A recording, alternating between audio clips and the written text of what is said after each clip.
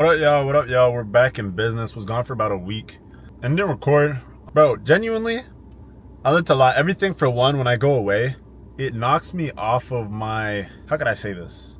It knocks me off my hustle so hard just because I'm so used to sitting at my desk and literally just locking in at my desk, getting into my daily routine. So I'm at the gym now, first workout back. And this kind of shows the importance of one, routine, and then two, people talk about location freedom in business. I don't actually truthfully believe in location freedom. The reason why I say that is because as an entrepreneur, the sole thing that allows you to excel in your domain is one, your mental. So what space are you in that will put you in a better mental space to allow you to excel significantly? What space do you work the best in, right? And because of that, I've been in so many different spaces and I've been able to find success in a lot of different areas based on where I've been physically and I guess mentally. And every time that I've gone back home to Canada or Ottawa, I just have not been in a physical space to mentally perform, if that makes sense. So what I'm getting at is the whole location freedom thing. Yes, technically, from a technical standpoint, you guys could take your laptop, get up, go work anywhere. But from a mental perspective and a physical perspective, you build such a good daily routine every day, day in and day out, that you've been able to perform in, that you've done well in.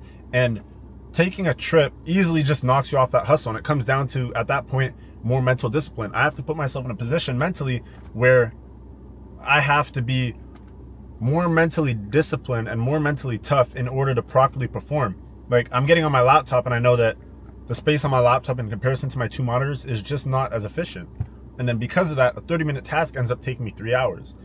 So when I pull out my laptop and I know that a 30-minute task is going to take me 3 hours, am I really prone to doing it? Not to the fullest extent, to be honest. But anyways, we can finish this conversation shortly. I need to run to the gym, get a quick workout in, quick pump, and get to it because I have a lot of shit to do. And it feels good to be back, y'all. My grass is getting green finally. I think I finally achieved the homeowner's credentials to getting green grass.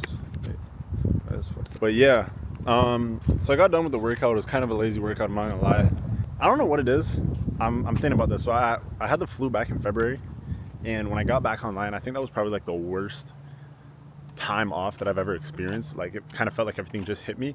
Going away for the past couple days, what I've noticed, because I always try to look at things from a positive perspective, right? Look at, all right, I might be taking this in a negative light, but let me see how I can take this from a positive perspective. So what I've kind of learned about myself when I take time off is that it gives me kind of clearer grounds to understand which direction I want to go in.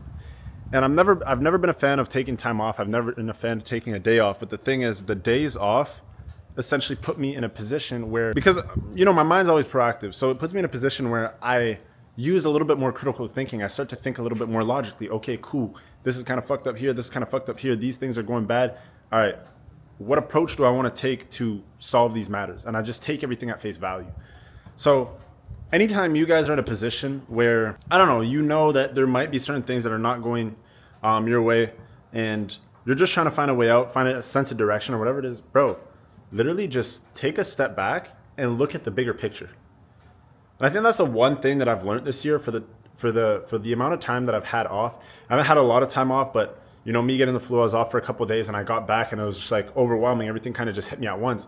Now these past couple of days I was back in Canada, and although I was still actively working and active in chats, active in, you know, the team chats, still on phone calls and stuff, I wasn't necessarily doing the most manual labor. So it gave me the opportunity to just take a step back, look at the bigger picture and say, all right, this is the situation. Here's how we're going to deal with it. Here's how we're going to approach it.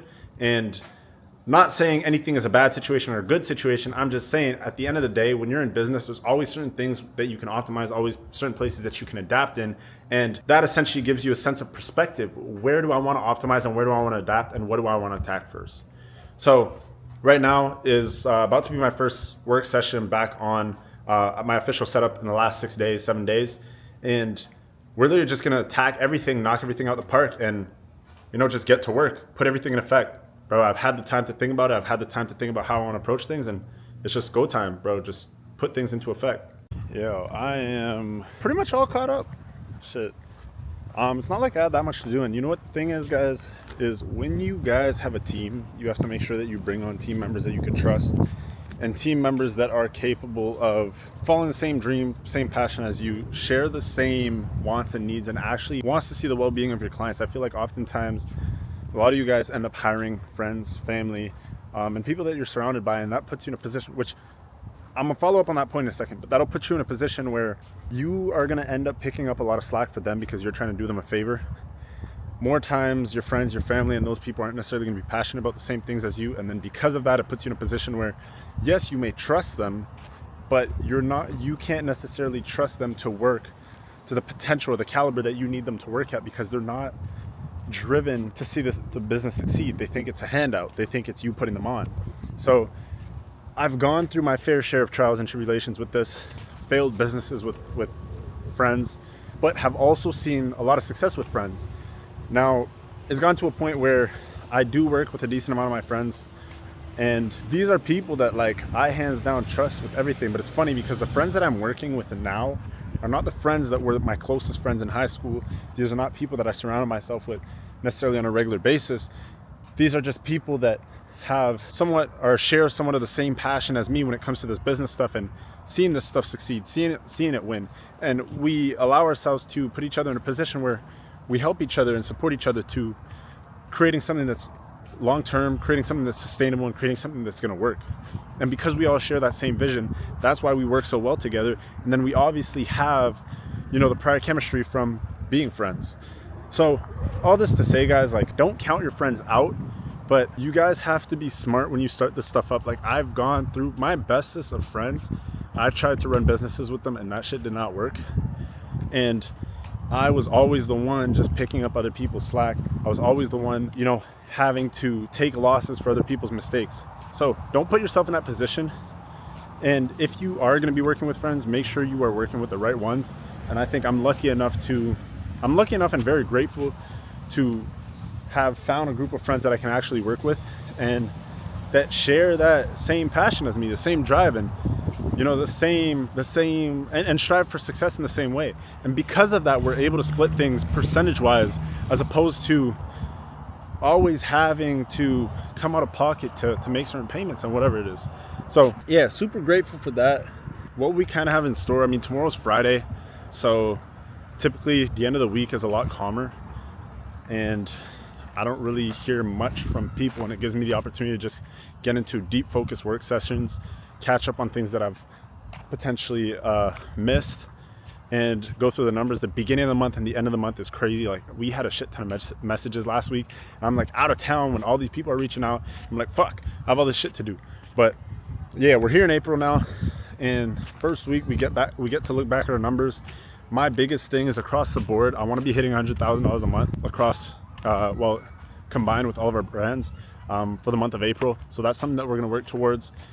That would be a big accomplishment, because last year we experienced a lot of downtime, and across the board we were doing like $250,000 to $300,000 a month, and obviously those numbers dropped off because we had all of that downtime. So now we're in a position where we're back up and running. We're building out things in a way that we could potentially deem bulletproof. Obviously we'll run into issues, but we have to be able to catch these issues and sort out these issues prior to them taking place. So the biggest thing is, for me, scaling up numbers in a way that isn't going to blow out our systems, isn't going to break any of the structure that we have, but also horizontally scale to mitigate our risk. So yeah, already at that, let me pull it up because I genuinely don't know where we're at numbers wise. Let's see.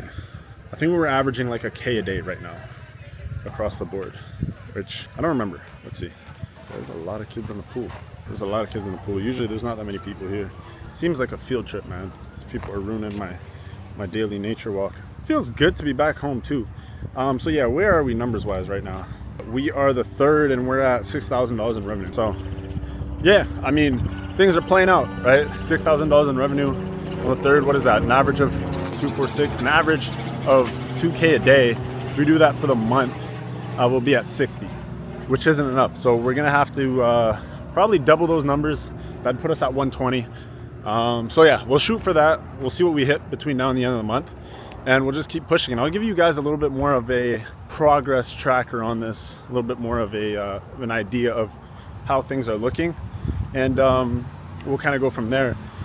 Aside from that, guys, I mean, first video back, happy to be back, ready to just fucking crush it.